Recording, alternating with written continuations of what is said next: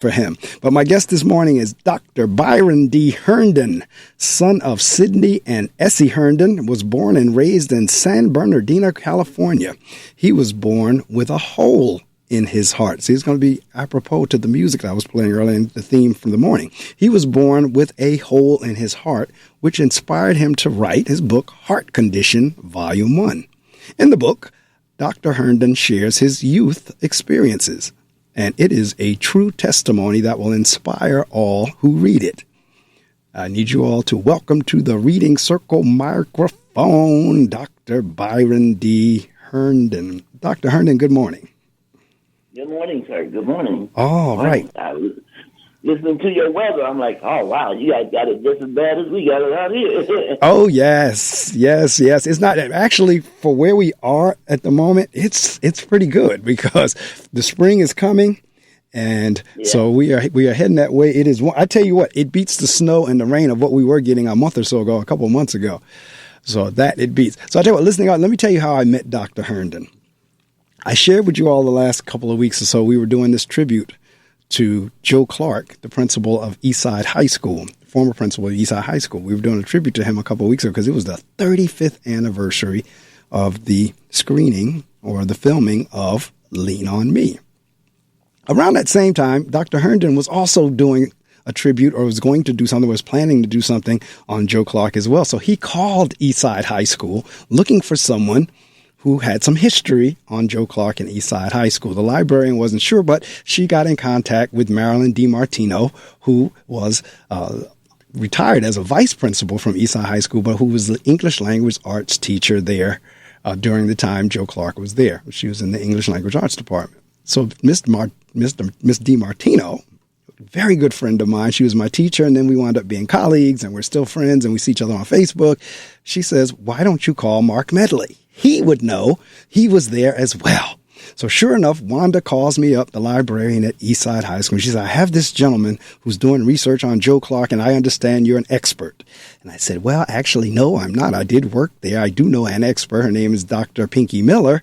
However, I do know some things about Joe Clark. So I contacted Dr. Herndon, and Dr. Herndon and I have been in touch ever since. And I invited him because he told me he was an author. And I said, oh, great. If you're an author, you can be on my show. And he agreed. So that is how we are here this morning. So Dr. Herndon, again, good morning. Good morning, sir. Good morning. Thank you for the invite. Well, thank you. Well, more than welcome. Again, you're asking me about question lists, and I was telling you, I really don't work off of a question list because it's very conversational. However, usually my first question is kind of like, where did everything begin? I like to walk the listening audience through where you are now versus how did we get here? So the question would become, whenever you were in school or in grade school, when you were little, did being an author or becoming an author, was that in your mind, or is that something that came later, or did it come about because of your experiences, or how did we get to the point that you have now written the book Heart Condition Vol.1? So where did that all begin? Well, it began. It didn't begin when I was young. When I was young, I was into music. I was kind of like a music major and doing different things in music. But it did begin from a inspirational by the late great Maya Angelou, who was related to me, and she gave me some encouragement about writing. And I've always told my family members, you know what? One of these days I'm going to be an author. I want to write. And then somebody said, well, you have a great testimony about your life. And at that time, I was younger, and I'm like, well, it's not ready yet. Then I thought about, well, what can I use as a consistence as far as what can I use to talk about? And I used the hole in my heart that I was born with. And it caused a lot of different problems throughout my life that lingered with me, although the hole got fixed, but it still caused other problems. So what I did was I said, well, all those other problems that it caused, God has always healed me from a lot of those problems. So I said, well, you know what? I'm going to write about that because maybe somebody else is going through what I'm going through. And even if it's not an entertaining book to some people, but maybe it's entertaining to them to help them understand that God can heal anything that you go through, and to help them increase their faith on their situations. And then, so lo and behold, I met up with a great publisher, and she was, go figure, she was a artist, a gospel artist as well. So she had told me, well, I'm getting started in publishing, and would you be my first novel? And I said, sure. And we worked out some few things, and we kind of like I said, hey, I put you on radio because I own a radio station as well.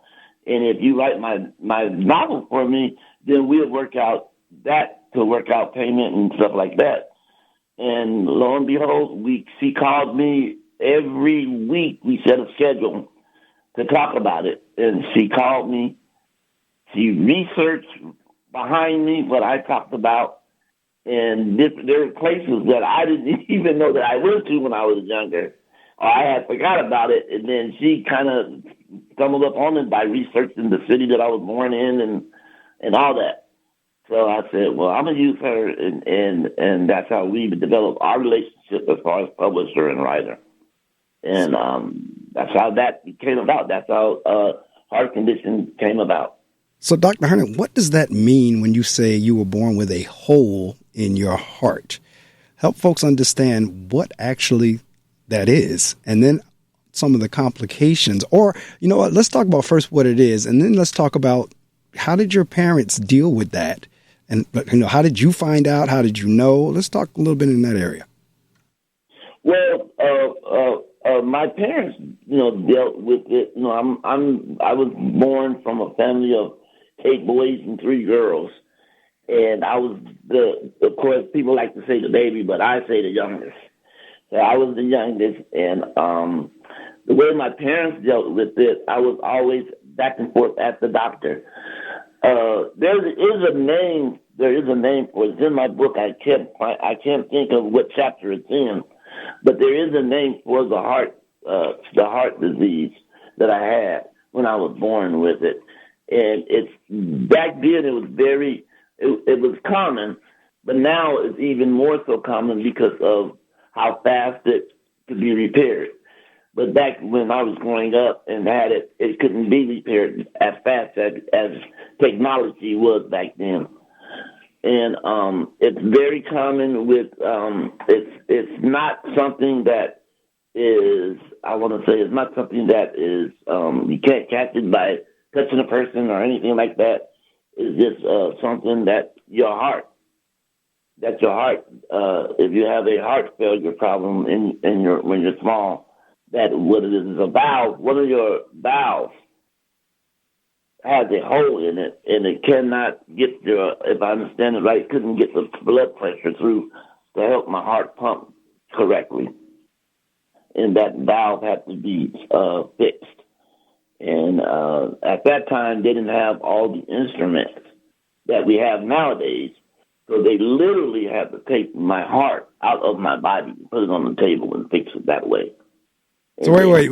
Say that again. They had to take your heart out of your body to fix it and put it back in. At what age were you when they did that? I was 8 years. I believe I was 8, around 8 years old. And I thought I was older at first, and the book may even say older, but I believe I was 8 years old, and they had me on life support for a while, for over, what I understand, was over 9 hours. So they took you. You were a child. All right, let me roll the tape back. Before you had that surgery, now were your parents very protective of you, knowing that you had the hole in the heart? Did they allow you to play with the other kids, or were you able to play sports or do anything, or did they kind of shelter you and keep you in the house? At that time, I was kind of, well, I didn't have to never stay in the house. I was raised and brought up in a great neighborhood. So a lot of our neighbors, we kind of knew each other. Their parents kind of like got a chance, if they had to discipline us, that type of thing. But they were very watchful over me because the little strenuous thing at that time, I could have, according to the doctors, I could have, something could have happened to where I could have not been here. I could have transitioned. But once again, but God. It was just a long, strenuous transition from getting better, getting better after the surgery. That's where we're thinking. I missed the grade. I missed the grade in school. I was in rehab for over a year. See, that's the areas I want to get into because, see, that for me, I cannot imagine for a child what that must. And I read about and I've seen documentaries on children who suffer with various ailments and maladies. But the natural instinct is for, as a child, you want to play and run and jump and play ball and do everything the rest of the kids do. And you may be limited because, again, that's why I asked you the question. Did they kind of shelter you because they were afraid you might get hurt or pass out or whatever? I have a child that goes to my school that has juvenile diabetes, DB1. DB1 is, in some respects, is worse than DB2. Because as a child, and again, kids like sweets and snacks and all that kind of stuff. And for the most part, if you have DB1, you're prohibited from that. So that's where I'm going with the questioning in terms of you now have a hole in your heart with always the threat of something happening to you because of that hole in the heart. And now you're getting into the fact that you had the surgery at 8 or 9 or whatever it was and had to sit a year out of school for being in rehab. What was that like for you as a child? Now, I know you can look back on it as an adult, but if you remember back to when you were that age, what was going through your mind? Well, at that time, what was going through my mind, that I recall, I did feel limited on doing a lot of things that I wanted to do. I was always a sports fan. I wanted to play sports, and I couldn't play sports. So I had to pick something in school that what they considered wasn't harmful to me, and that was music.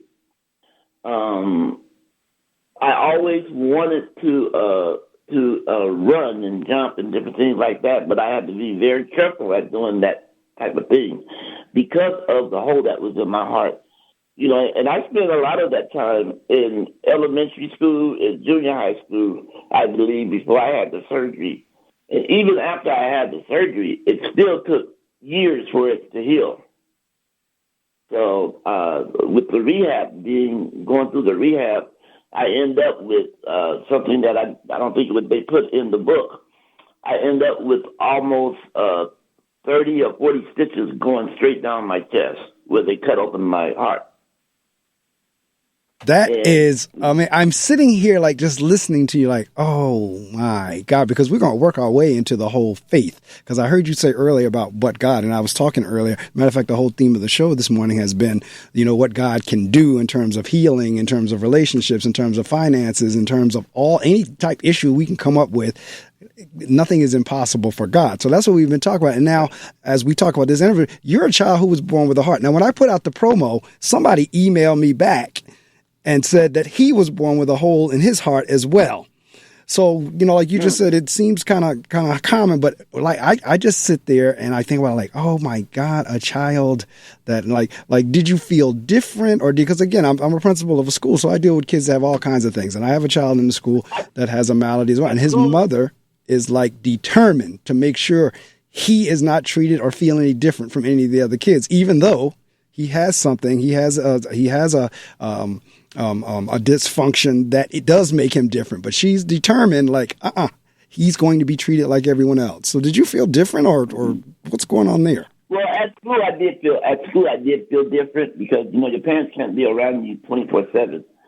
So at that time, as I was growing up and going through what I was going through, I had your bullies, I had those that knew about it who bullied and I had those who actually cared, and I had one god brother that lived across the street from me, and we became like god brothers. And he was very protective over me at school.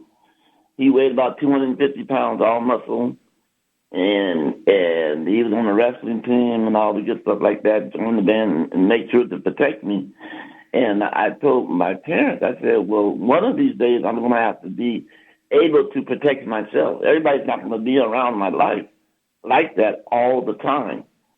And it just felt weird from elementary school on up to junior high school until even after I had the surgery, I couldn't do the sports that I wanted to do. Still, I couldn't play baseball. I couldn't play basketball. And I missed out on that a whole lot. But once again, other things popped up with it. Like I have type 2 diabetes as well, and I've had it for a long time. That popped up with due to my heart problem, and then I had kidney problems. That I had a kidney that where I only have one kidney when most people have two. I only have one. So a lot of that occurred due to the problems that I was born with my heart. And the list went on and went on and went on. And the reason why I said, but God, because each one of those problems, I was told just the other day when I went to the hospital, I was told that if I didn't have dialysis again, now this is by a doctor. He said, if you don't take the dialysis, if you go home, you may not make it. Absolutely right. Now, I'm familiar with that because my sister is on dialysis. So she's on dialysis as well. So I'm very familiar with that because her kidneys were weakened or either stopped functioning, whatever it is, but she's on dialysis as well. And see, I'm hearing all these different maladies, these different issues that are coming up, and yet you still have such a very good spirit. And the person that he emailed me, I don't know if he's listening this morning or even if you know him, his name is Jaron Eames. JaronEames. He says, great, because I send my promo goes out to about 2,000 people, plus all my social media sites, so forth and so on. So I don't know everybody that responds to me, but he says, greetings. I was born with a hole in my heart in 1953. I had a massive stroke in 2019. I'm grateful to be here.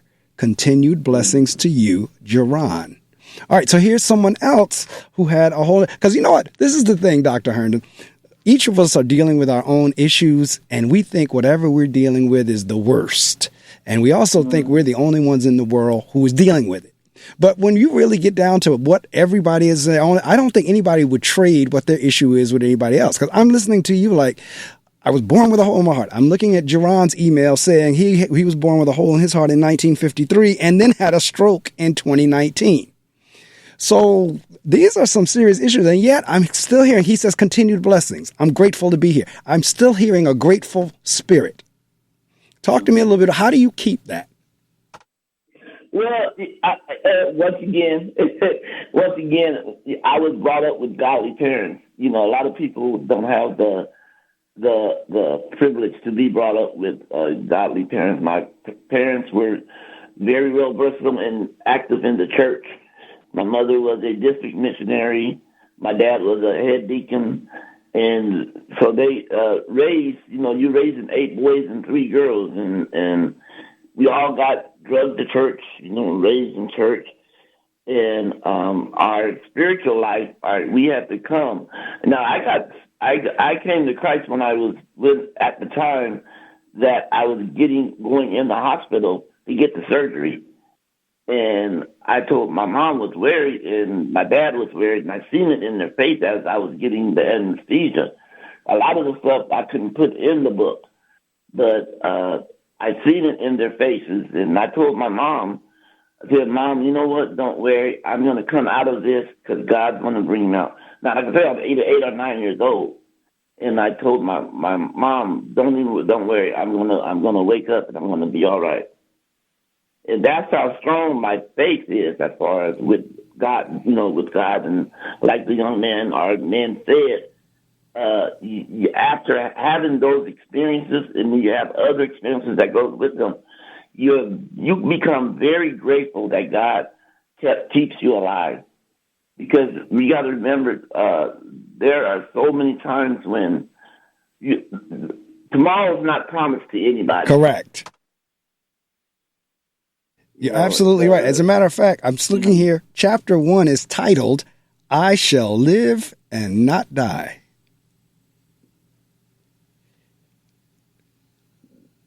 Are you still with me? I'm still with you. Oh, all right. I didn't know. And you know what? That was a good place for a pause because you know what? I'm going to say again, when you have so much going on, it's real easy to give up. And what I'm hearing out of you and just from that little blurb from Jerron, that you two haven't given up. What keeps you from, because I'm hearing a laundry list of issues, and yet you just didn't say, you know what, forget this, I'm out. And your first chapter says, I shall live and not die. I'm really fascinated by it because, again, I know what I'm going through, what I'm dealing with, and I know what other people are dealing with. I know what my sister's dealing with. But it's real easy to give up, and everybody just does not have that spirit of, I'm going to go on in spite of. Talk to the listening audience about what drives you, what makes you go on in spite of. And I know God, that's for sure. But even with that, some could say, you know what? I don't feel God. I don't feel his presence. I don't see him. Why is all this stuff going to me? How come you're not, Dr. Byron, saying, why me? Because, as I said, life is too short to have a pity party, I believe. I believe that I believe that there's a reason for everything that everybody goes through. There's not only a reason for it that I believe, but there's a season that you are in what you go through, and I believe that God will bring you out of that to minister to other people that is going through that same thing. My strength, only thing I can say about my strength, it comes from God. It comes from God, and I was just telling my wife that I said, I don't know what I would do if I did not have God in my life. And that all the strength that I have to carry on, to keep me going, all that strength comes from God. And you, like I say, you be very grateful when you go through things and that could be life-threatening, but God saves you and heals you. That makes your strength even stronger. That makes your faith even stronger. Well, I don't know about else. I tell Dr. Herndon, I tell folks all the time, I don't know how many listeners I have, and I tell them all the time, if nobody else is being blessed by my time on the air, I bless myself. And I'm telling you, listening to you, listening to your strength and faith and everything that you've gone through is blessing me. Now, I can't speak for everybody in the listening audience who's listening, but I do know just hearing you saying what you just said is a blessing to me.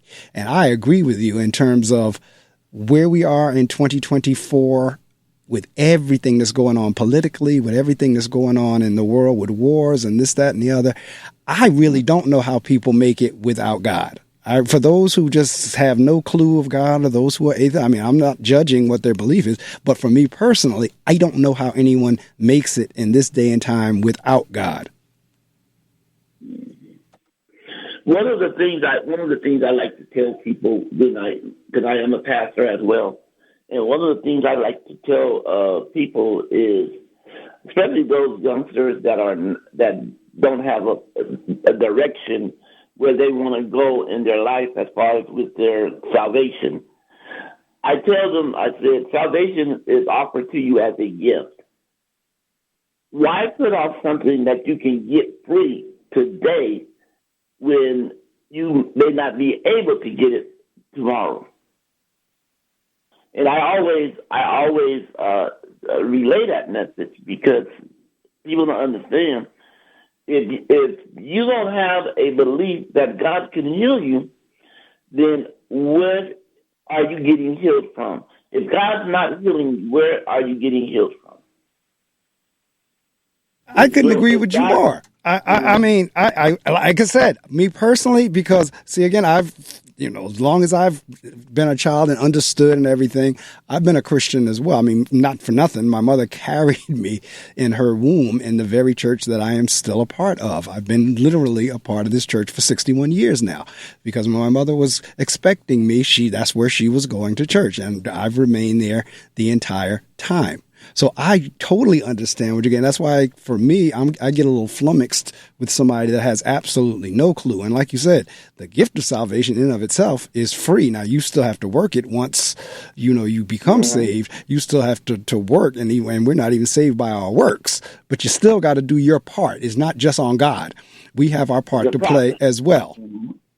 All right. Because I'm looking here in the book. It says, here are some of the risks that my doctors still today monitor my heart condition: chest wound infection, heart attack, stroke, irregular heartbeat, lung or kidney failure, chest pain, fever, memory loss, blood clots, or blood loss. So at any given time, you can be dealing with any one or more of these. Yes, I did, and like I said, I had a stroke, like the young man did. I had my stroke last year, and it was an eye stroke, and I went from seeing to not seeing in just a matter of seconds, and so that because of my belief and because of the strength that I have, that I know my Savior and I know God is a healer, I hang on to that. I have also that came along with that whole. I also have what they call irregular heartbeat. Medical terms, they call it bundle burst. The young man, I'm sure he knows what I'm talking about. If he has his hole, right. The medical name for the hole in my heart is called tetralogy of Fallot.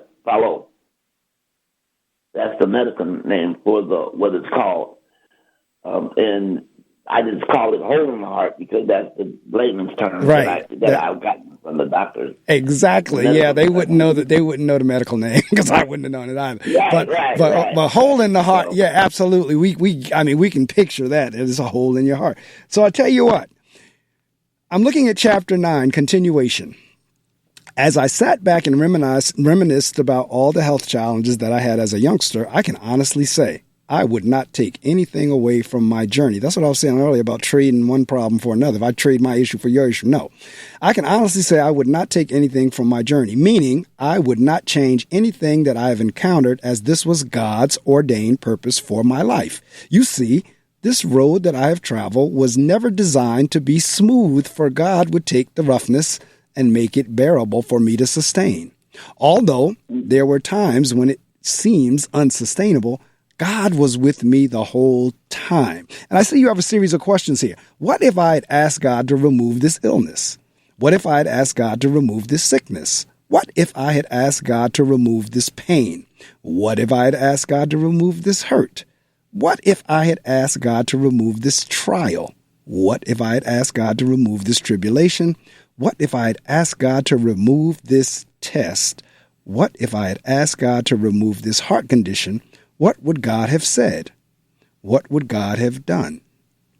If I asked God to remove the sickness, he probably would have told me that it was to make me humble.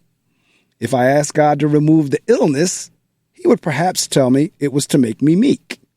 If I were to ask God to remove the trials, he would totally tell me it was to make me strong. If I asked God to remove all the thorns in my side, I am quite sure he would have told me it was to make me a better man. Now, that's reading from his book, Heart Condition. That's actually in chapter 9, continuation. Now, how do you see, again, for the average person does not think like that, because that's counter to what everybody wants to be: healthy, wealthy, and wise. Nobody wants to admit that, okay, God put this on me and I got to deal with it so I can be humble, so I can be meek, so I can be strong, and so I can be a better man. So so talk to me again. You just said you were a pastor preacher. So talk to a little bit about that. And this show is a gospel show, so you have the license to say whatever you will. Well, I got taught when I was young, and that led to a lot of things. When you're young, you don't think about being a pastor or a preacher or anything like that in church. I literally got called, and I heard the voice and answered, and went downstairs and asked my parents, "Did you call me? Or did you say my name?" And they go, "No." So I went back upstairs as a kid and, started back doing what I was doing. And that was a first time. And then it happened again, and I asked my parents, I said, are you guys sure you're not calling me? And they say, no, we're not calling you. And I said, okay. So years came, and then it happened again as I got older. So I got some counsel through some family members, got our pastors as well, and different ones. And they said, well, what it is God's calling you to minister his word because of your testimony that you have throughout your life. And so I began to open the church, and me and my wife had experiences with that, which will actually be in the second book. But I don't want to tell a lot of things I say. I have to watch it. I don't want to give away the second book too. No, because I'll have you back on whenever the second book is released. You can tell it then. So a lot of things, that went on that got me to decide to become a minister and preaching and all that stuff. And I've seen a lot of things, that you would swear up and down would never happen, or some folks would swear up and down would never happen if they don't know, And I said, Lord, all these things, these questions I have, I know there's a reason. There has to be a reason for why you're taking me through this test of life. And I call it a test of life because of the fact that a lot of people don't go through my experience. I don't go through a lot of people's experience, but it's the same type of experience. Correct. And so I look at it as a lot of times we go through things not knowing that test that you're going through, the testimony that you have, and this wasn't prompt me to write the book. That testimony, or those testimonies that you have, is what's going to help other people that is going through the same thing that you're going through.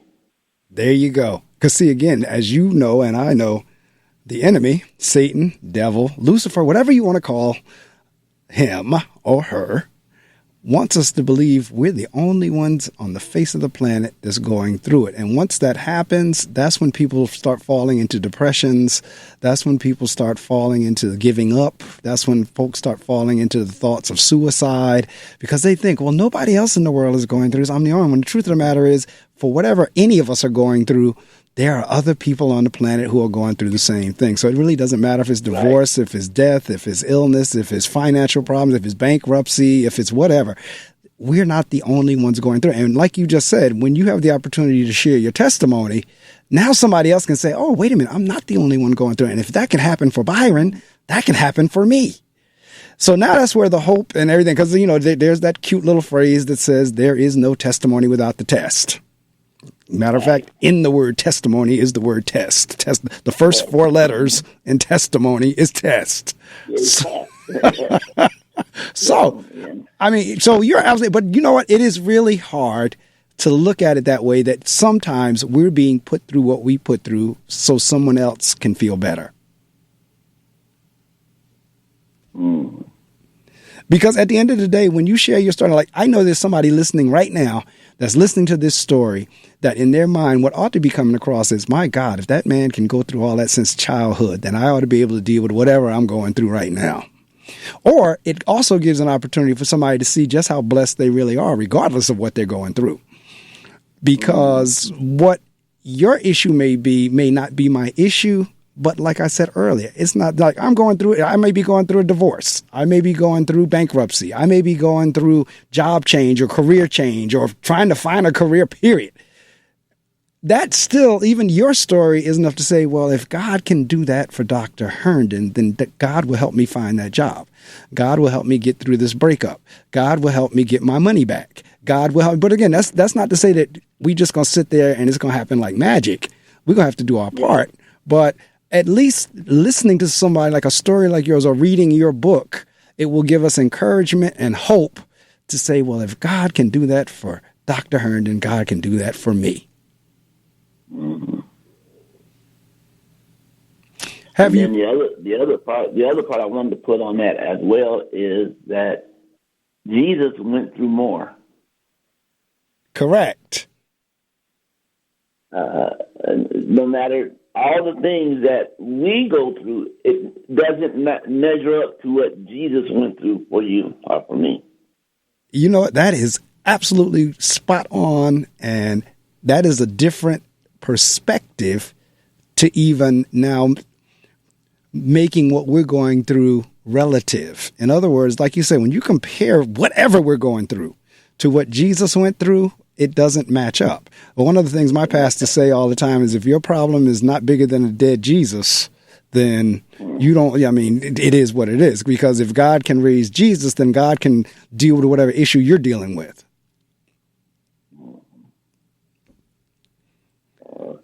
So, I just, but like I said, my main thing is that I wanted to encourage someone. That's the main reason why I wrote the book. I want to be a testimony of an encouragement for someone that is listening and going through things that are quiet.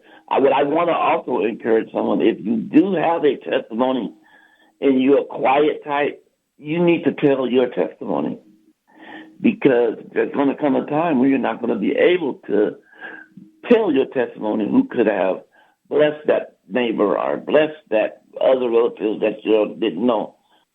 And you need to, any chance you get, tell your story, tell your testimony. That's a very good point, because in many cases, whenever we're going through something, we don't want nobody to know. In many cases, we want to keep it hidden or keep it secret, or we want to act like everything is great, because a lot of times what you see behind that smile, there's a whole lot going on. Just because somebody's smiling doesn't mean everything is great. But you're absolutely correct in terms of sharing. And when you share the story, you share it from the perspective of, like you said earlier, you've said it a few times during this interview, but God. Had it not been for God, it's not like Dr. Herndon said, I got through this through Dr. Herndon's strength. You didn't sit there and say, I got through this because of who I am. You said, I got through this because of who God is. So when you're sharing that story with other people, that's the perspective that it has to be told from, that I didn't do this on my own, that I was sick and I'm dealing with it how I'm dealing with it. But the only way I can deal with it is with the help of God. And that's what I hear you saying. That's correct. Very correct.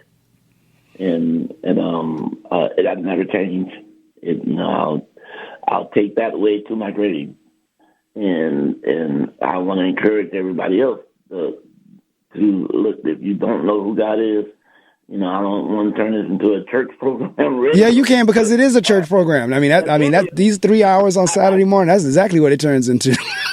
I do want to encourage you, if you don't know who Christ is, get to know him. Because there is going to come a time to where, and I hear you even mention certain political views on your show at times, where certain things are not going to be able to be allowed. And you need to have, if you believe in the Big Bang Theory, then take it a step further. Why believe in the Big Bang Theory when you can believe in something that's tangible, which is Jesus Christ? Absolutely. See, my pushback on that always, okay, fine. Where did the Big Bang Theory come from? If you believe in where did the Big Bang come from?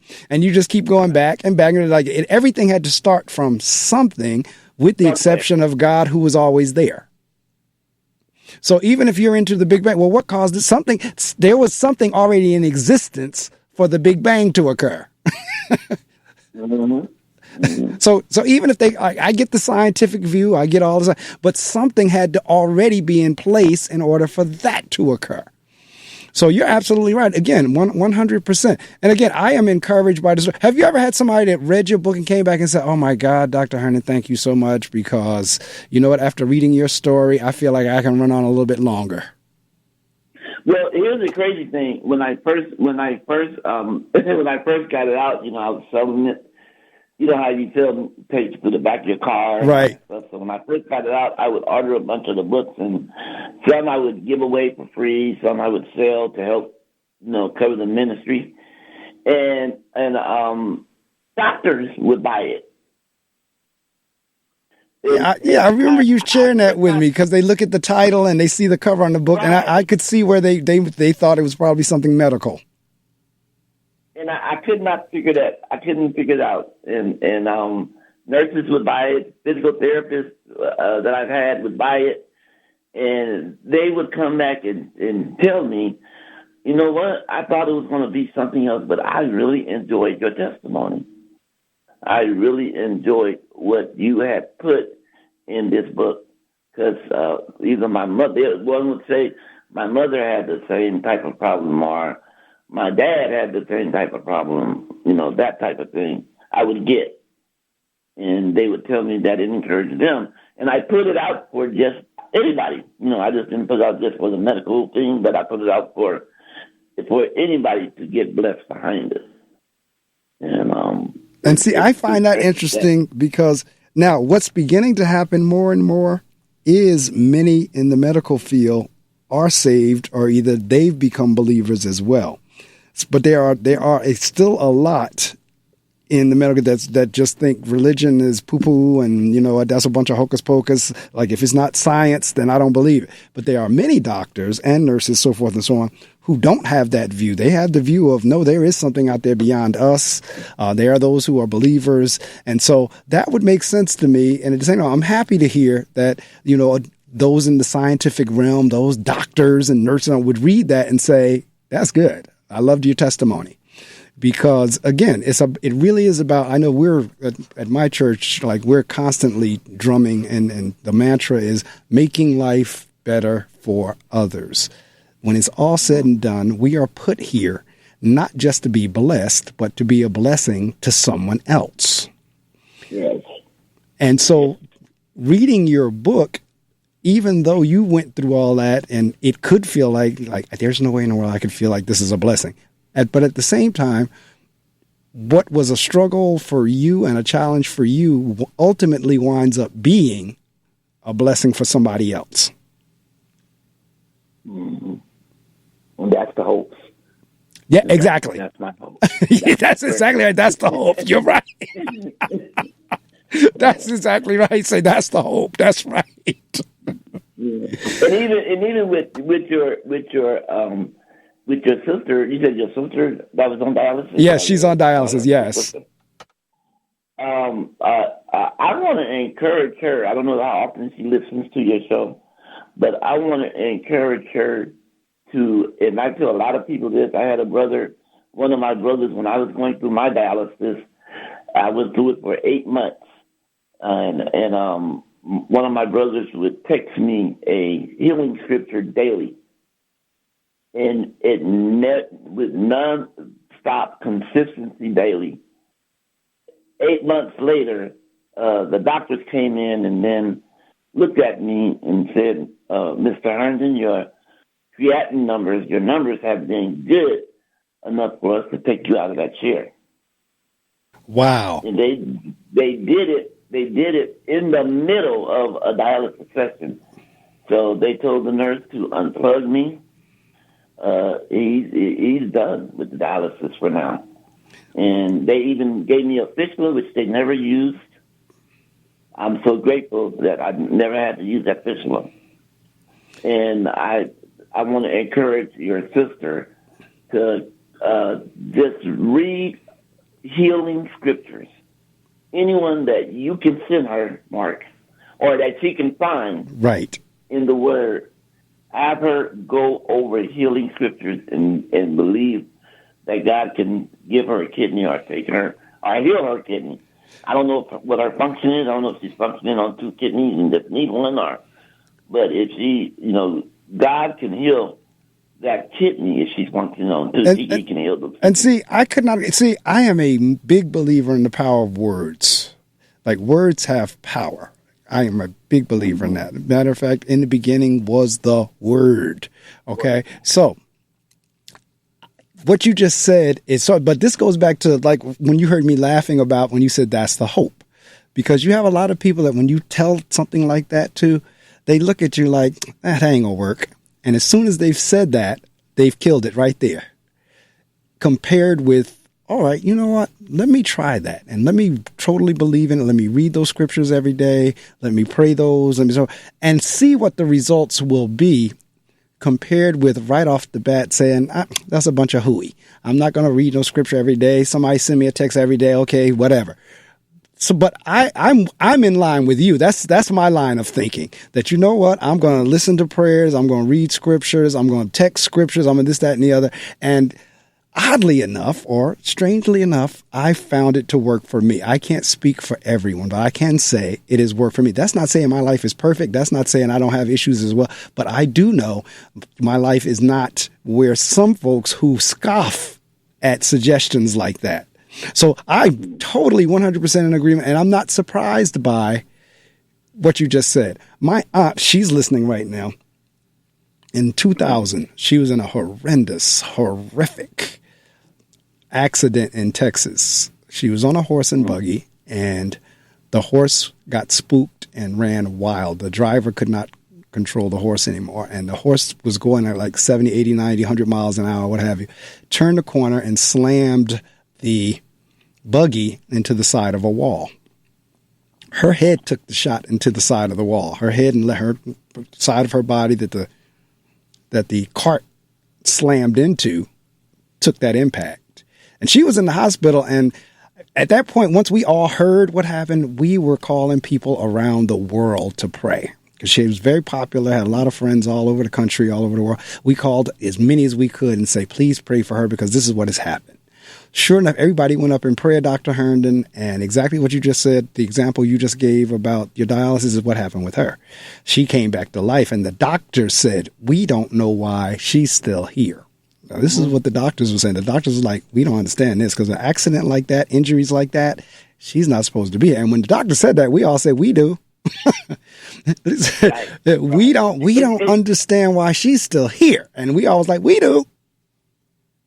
And it's crazy that you said that, because after my surgery, when they put my heart back in, took me off for life support and to see how I can run for life support, they told my parents that we don't understand how he was able to live this long with his heart out, even on life support. Because anything could have happened with electricity or anything. And my parents told the doctors, well, we understand. We know what happened. we know why he's still here. And, That's absolutely. And just the other day when I was talking to my neurologist, the doctor that gave me the wrong advice about my kidney wasn't a specialist in the field. So when my neurologist came to the hospital, he goes, Mr. Herndon, what's going on with you? Why are you here? I said, well, Doc, I don't know why I'm here. I was here for pain in my legs, but the next thing I know, I'm told that I may die. And my neurologist had looked at me and said, well, what they told me and what I seen on the chart is not matching up. Get up out of that bed, go home.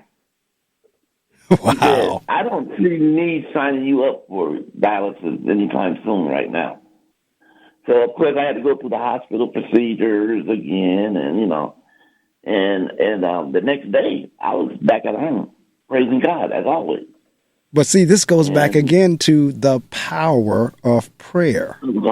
Of prayer. The power of prayer. And now, see, again, there are those, maybe not so much in this listening audience, but there are others that we can have this conversation and it will look at us like we have three heads. And we're saying, no, prayer is powerful. As is it Milton Brunson? I forget, one of the songwriters say, prayer is the key, faith unlocks the door. Well, prayer is it. And this is the other thing. Just like you and I are talking right now, prayer is no different than just like we're talking right now, us talking with God. And I've gotten to the point now where it's the same way I'm talking to you right now is the same way I talk with God. Me too. Keep it real. I know. I said, when I'm talking to God, just like I'm talking, keep it real. Say exactly what I'm feeling. Yeah, keep it real 100. Yeah, exactly.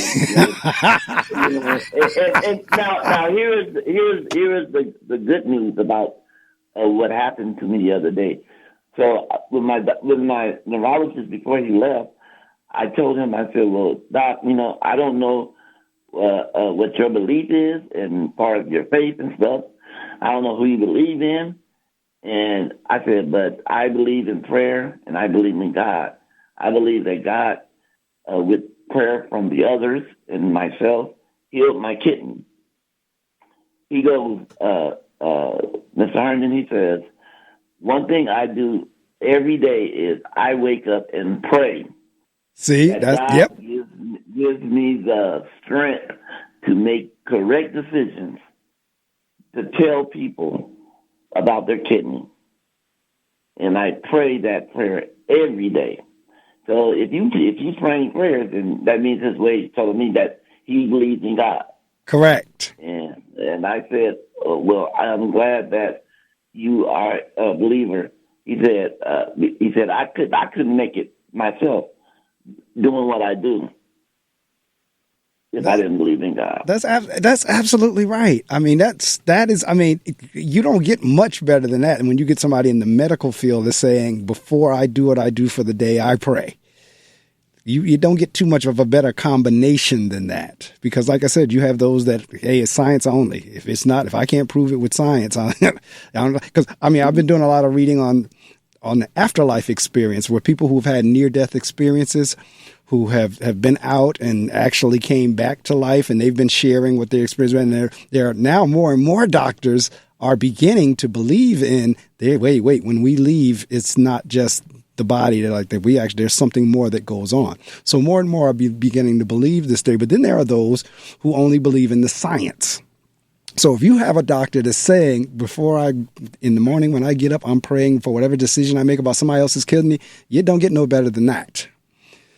Mm. So we are down. In the near-death experience, I've been there and done that too. You've had that as well? Yes. I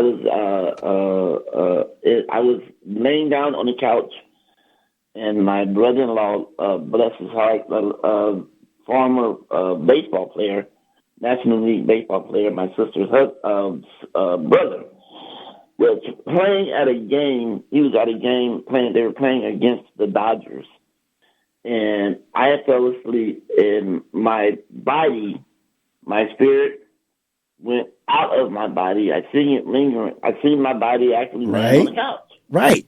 And I went to the ball field where he was playing at. At the same time, my wife said, "Do you not know the channel when you were asleep?" And I was telling her about it. The channel went out and came back on. Wow. And I see myself entering back in my body. And see, that's for me, because I read several books on, they call them NDEs, near-death experiences. That doesn't surprise me. Now, for somebody else, it might be like, what? But that doesn't surprise me at all. I'm sitting here, I'm fascinated by it. To be honest with you, I'm fascinated by NDEs. I really am. And the stories. And yet now you've added another story for me. So you were knocked out on the couch. Your spirit left your body. You went to the ballpark. And at the same time you did that, the channel on the TV went out. Mm-hmm. Wow. My wife said that he was getting ready to come up to bat. and the next thing I know, when I came back to my body, that he said that the TV just flickered on and off.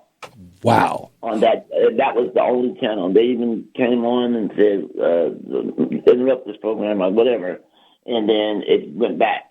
And see, just listening to that, I believe every last word you said. Now, there would be those that would hear that and say, that was his imagination. I'm not saying that. I believe every word you said, and I believe you had that experience. I do. Because, see, like I said, I'm true. And more, and the older I get and the more experience I've had, the more that I am trying and looking to feel like, how do I connect more with the Holy Spirit? How do I connect more with it? I mean, I know I'm connected, but I want to connect even more. Like I said, I'm always put that disclaimer out there, not perfect by not any means, but I am striving to, how do I connect deeper and more? because I truly believe there's there's another realm out there besides just us here on Earth. Yes. Yes, I'm 100% with you on that one. And my answer to that would be prayer. Correct. That would be my, because it's a logical answer. Correct. And I've been doing the same thing that you've been doing, as far as been trying to become a better recipient to talk with God, and trying to improve my prayer life and different things like that. And last night I was in a Bible study, and lo and behold, I fell out of my chair and hit my head up against my entertainment center. Oh, no. Hopefully you were okay. And I was okay. I was a little, distraught.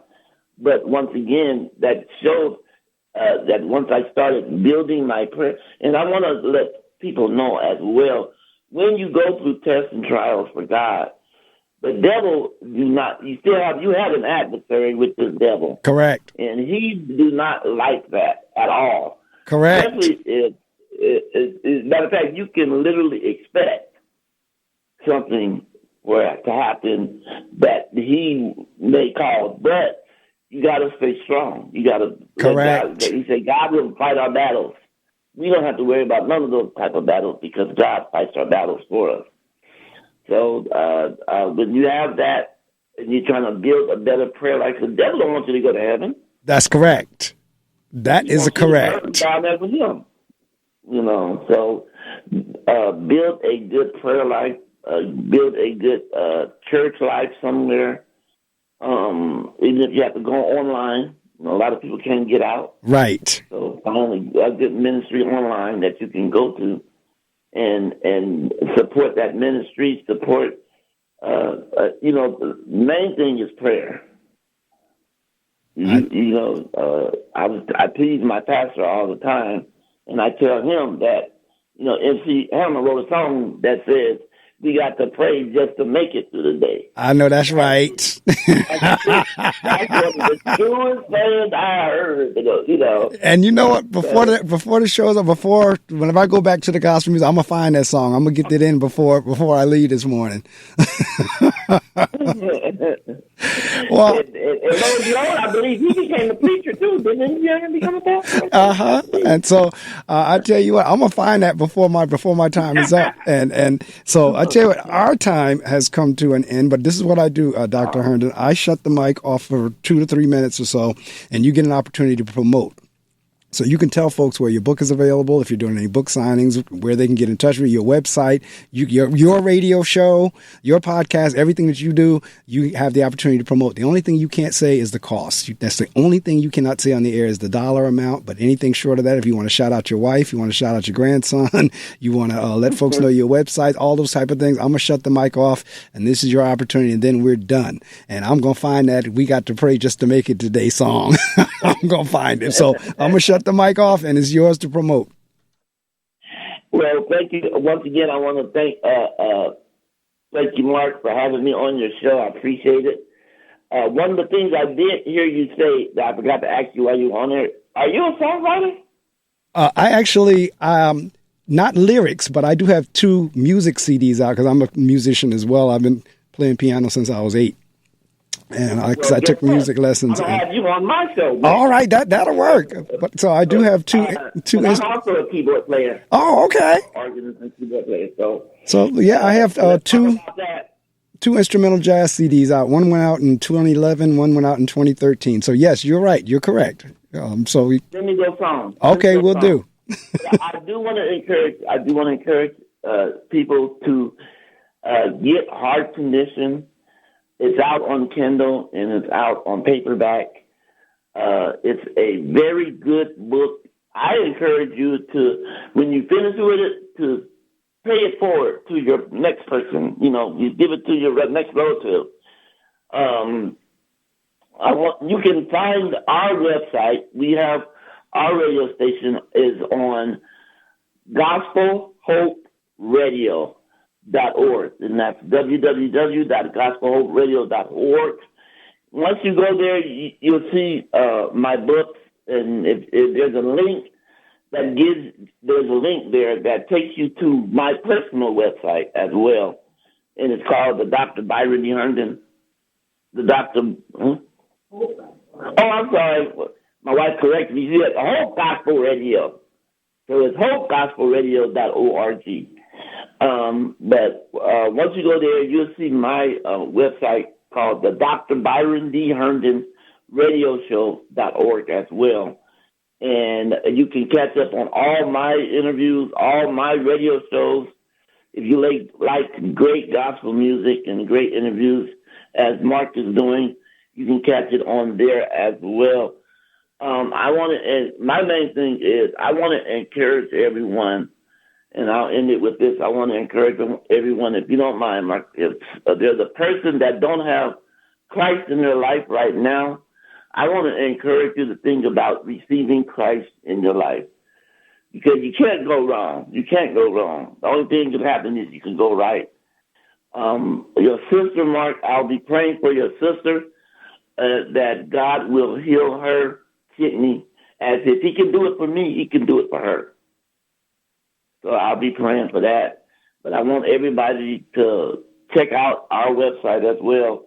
I want to thank my grandson, George, for helping me out this morning, and my wife as well. Yesterday, happy birthday, George. His birthday was yesterday. All right now. So I turned 14 years old, and thank you for that.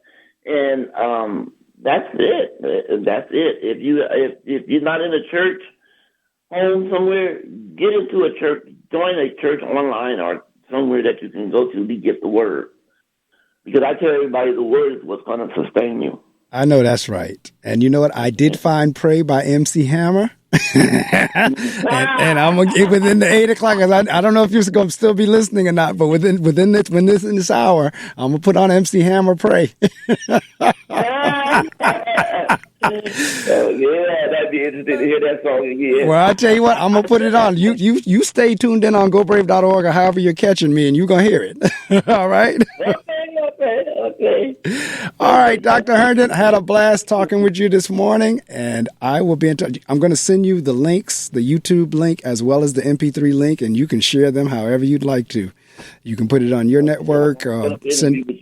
All right, and we'll set up the time whenever I'll be on your show. We'll trade shows. Okay. All right. You have a wonderfully blessed day. Tell your wife I said hello and your grandson happy birthday, and I'll be in touch with you. All right, sir. Thank you again. All right. Thank you. Take care now. You too. All right. Take care.